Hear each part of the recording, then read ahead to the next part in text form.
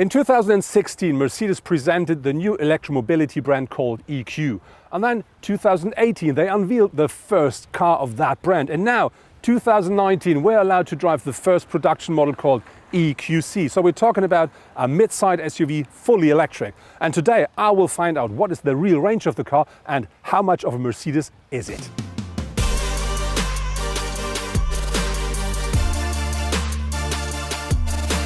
The powertrain of the EQC is based on two electric engines, one at the front and one at the rear axle.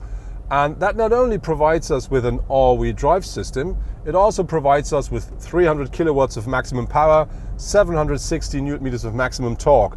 And the interesting thing here is if you push down the pedal to the metal, that car really accelerates quick and very nice, very, very quiet.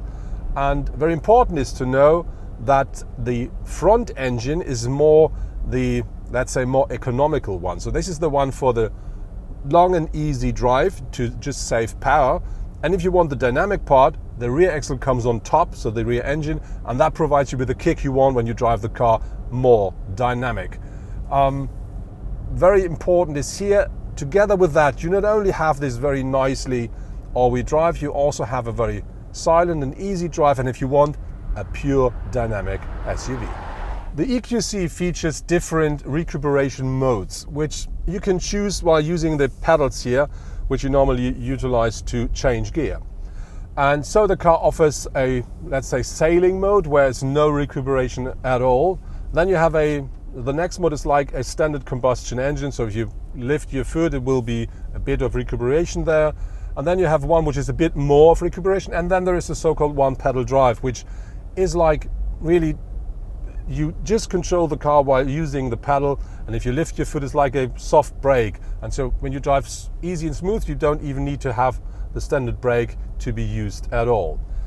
On top of this, there is a so-called auto mode, which you can start when you just pull both pedals for a longer moment. And this will then select automatically the perfect recuperation mode, matching your actual drive situation. Having a look at the design of the EQC is, of course, it looks a bit like a Mercedes, but it still looks completely brand new because this is a new brand and should have its own face. So when you look at it, the most important thing here is the combination of the brand new grille and the headlamps. When you remind the study of the car, you had a completely seamless part in here. That's a bit different now. It's a bit more production car, but still completely different. As standard, you do find loads of bars here, but this is the AMG version, so you do find a typical AMG optic here. And very important is that car features full LED, so matrix LED lights as standard. And this combination gives the car the unique look of the EQC. But you do find things that you already know from other Mercedes SUVs, like the swing up here. That's a typical thing for a Mercedes SUV look. But when you look at the air intakes here, which are not really there, we do only have small ones here to make the aerodynamics better. But this is the difference between the standard and the new electric line of Mercedes-Benz. But what I really like with the car is from the front, it got its unique look, but it still looks like a Mercedes SUV should look like. Let's talk about the steering and the suspension of the car. When you drive the new EQC, it's like driving any other Mercedes model, any other actual Mercedes body. So the steering is quite precise, very nicely made, and important is the suspension. It is a bit more stiff, or feels a bit more stiff, but very, very comfortable. And so when we talk about the weight of the battery and the drive, you can drive that car quite dynamic, and you do not feel the extra couple of 100 kilos of the battery while having a standard drive. But if you do drive very dynamic and you have very tight bands, is of course you do feel it while braking, and you do feel the weight while driving through the curves. But it is mounted very low in the car between the axles, and so that really gives you a very nice flow. And as long as you drive the car, let's say standard and a bit more sporty, it doesn't matter at all. It is a typical Mercedes ride. Of course, the EQC offers different drive modes, and some of them you may already know from other cars like Eco, Sport or Individual. But you do have an extra mode here which is called Maximum Range. And this is quite simple because it just configures the car the way that you do really drive as economic as even possible, and this may be very nice if you don't have the next charging station around the corner when needed. The EQC can be charged at any household socket, but that takes time. At a wallbox or public charging station with at least 7.4 kilowatt, it takes 11 hours to charge the 80 kilowatt-hour battery of the EQC from 10 to 100%. This is noticeably faster at a fast charger. With a so-called DC charging, 40 minutes are enough to top up the high-voltage battery from 10 to 80%. Even though we do have 300 kilowatts of maximum power on board of our EQC, the top speed is limited at 180 kilometers per hour. But I think more important for the fun with the car is the acceleration of it, because the EQC accelerates in only 5.1 seconds from 0 to 100 kilometers per hour. As standard, the EQC comes with two 10.25-inch screens here, both under one glass panel, so that provides you with a really nice widescreen. And on top of this, you have MBUX as standard on board. And very important is the right screen is a touch screen, so you can easily use that to type in the stuff you want. And so that provides you with a very nice infotainment and a very easy use, because you can use the touchscreen or either the touchpad here at the center console. The good thing with the MBUX system is you do have the voice control on board as well, which means you can just say, hey Mercedes, I'm cold, and the car will be more warm after that. Or you can say, okay, I'm hungry, and the car will find the next available restaurant for you. So very easy, very nice, and all these features, they come as standard. The Mercedes EQC can be ordered from around 71,000 euros, and so on an equal level as its competitors. For comparison, an Audi e-tron costs just over 80,000 euros and offers with its 95 kilowatt-hour battery a range of more than 400 kilometers. With a maximum output of 265 kilowatt, it accelerates from 0 to 100 kilometers per hour in 6.6 seconds and works up to a maximum speed of 200 kilometers per hour.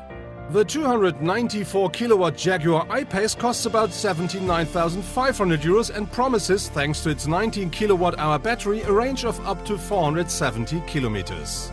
However, he only needs 4.8 seconds for the sprint to 100 and features the same top speed as the Audi does. You do have different display modes here with the digital cockpit, and with the EQC you have a classic mode where you have your tubes, standard instruments, you have a more sporty mode, and you can have they call it progressive mode, which is a typical EQC mode where you have a lot of information regarding to your drive, which means you know the range you have, you know the power is actually used, you know how much is recuperated at the moment, and all the information you need while driving an electric car. And that really gives you the feeling of being in a very ecological and modern vehicle. The EQC comes as standard with 19-inch alloys, but you can order rims up to 21-inch. On our car we do have mounted the AMG rims 20-inch, but I can tell you there is a 21-inch available, which looks a lot better. So that really gives the car the extra kick. And then when you look at the side of the car, what you do find is no hard lines. The only one you find down here, and that's it. The rest is very soft, very easy, so they're working with lights and shade, and that really gives the car the completely unique look. You find down this element down here, which is AMG, and I'm not a big fan of that because I think that ruins a bit the shape of the car, but it's just what you like. It's not me, but it's still fine. And when you look at the whole shape of the car, it should be a mix out of a standard SUV and a coupe. And this you can see very nicely with the roofline, which drops to the rear. And this is underlined by the window line, which goes up here. And that gives the car a very nice push to the front. And then look at these shoulders, very nicely, very softly shaped. So the car looks very muscular, has a very good stance, but still soft, clean, and a typical Mercedes. The interior of the EQC is like you expect from a Mercedes-Benz. You do find very nice materials, very nice craftsmanship, and on the other hand, it's really modern and new and fresh. So we do have one of my absolute highlights are these bars here, these ribs. They look a bit, let's say a bit of a vintage, but very modern on the other hand, and they run around the whole dashboard, and that really gives you the idea of being in the car. So it is like wrapped around you and the dashboard.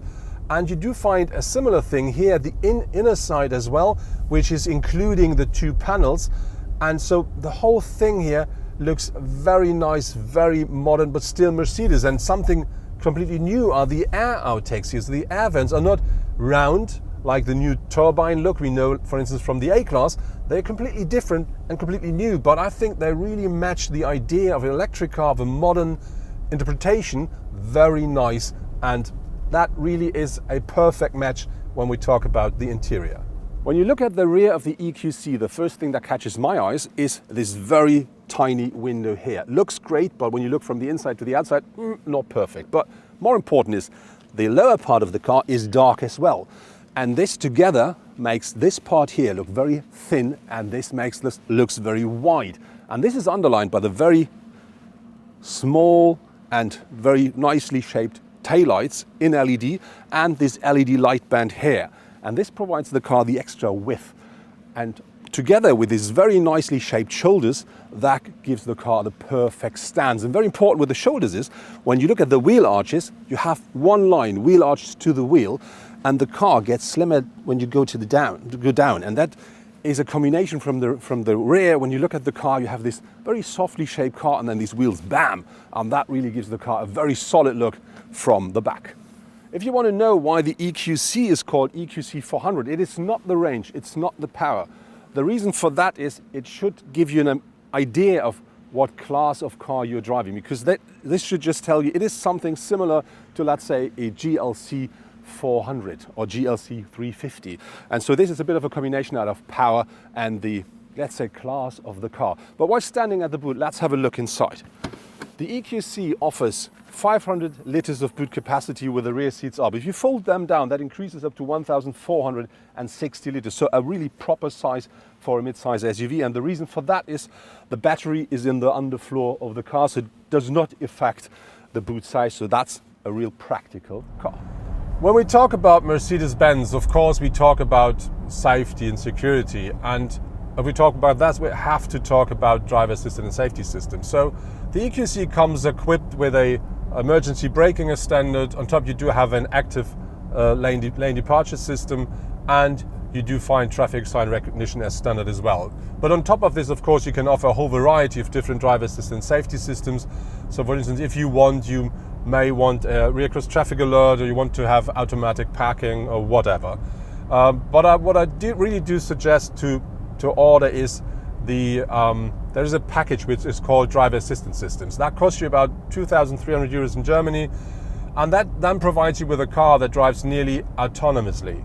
And I really tried this a lot here at the area of Oslo. So I drove on the motorway, on countryside roads, in the city, and I absolutely did not use my foot for driving. So the car accelerates when it is allowed to. It reduces speed because of the traffic signs. It attaches the speed to the traffic, which means if the car got to know you want to turn around, if there's a roundabout coming up or a very tight bend, the car will reduce the speed then. And that all is based on sat-nav card material combined with a camera system and the radar system. So you're always quite safe and secure. And I would say that works for about 90% of the standard driving. So that really provides you with a very relaxed, very comfortable ride. And on top of this, you get extra safety as well. The space offered here at the front for the driver and the co-driver is absolutely nice. So you can see me, even me as a tall person, I do sit very comfortably inside of my chair here.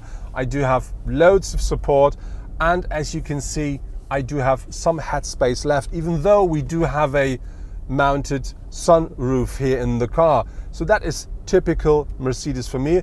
I have no idea how bad it is on the rear seats, but we're going to find out that while having a short stop. So I didn't change the position of my seat. Now let's see if I fit in that car. Getting in is a bit tight, but then, as you see, I have enough leg room left. The top is a bit tight, so it's okay, but not much. But I have to be honest, I'm nearly 2 meters tall and I sit behind me, and I think that's more than enough. What I really do like a lot with the EQC is, and this is a typical electric thing, is the noise level inside of the car. It's very, very quiet in here. The only thing you hear a little bit is the noise of the wheels and a bit of wind when you drive quicker. But that really is it. And this is an extra regarding to comfort and to just being relaxed in the car. And so I think Mercedes did a really good job, because this car is really quiet even when you compare it with other electric cars. Talking about practicability and storage compartments here at the car, you do find very nicely and quite big compartments here in the doors, with the opportunity to put big bottles at the front. This of course is the same at the passenger side. On top of this, we do have here the center console, at the front a covered box where you can charge your mobile phone wirelessly, and you do have 2 cup holders here as well. And very important is you do only find USB-C sockets here, so if you have an older phone you may need an adapter. On top of this, you do have the standard armrest here, which you can open, and under that you find the standard size of a Mercedes compartment here. So overall it is as practical and offers as many storage compartments as you expect from a standard Mercedes-Benz.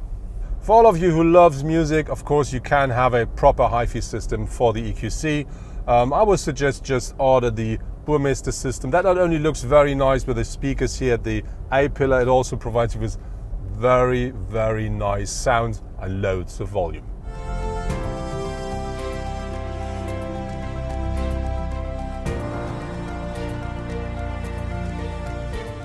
That was my first test drive with the new Mercedes EQC, the first EQ production car.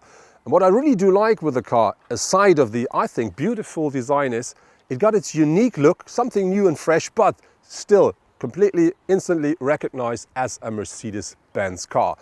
And when we talk about the drive of the car, it does not only deliver what I expected, it delivered even more, because the car is so quiet, so comfortable, it drives so easy and smooth, and that really is a typical Mercedes-Benz thing. I really liked it. But on the other hand, of course you can drive it more dynamic. You got 300 kilowatts of power on board, you get all-wheel drive because of the 2 engine, and of course, yes, you can drive that car dynamic, and it really is fun to drive then as well.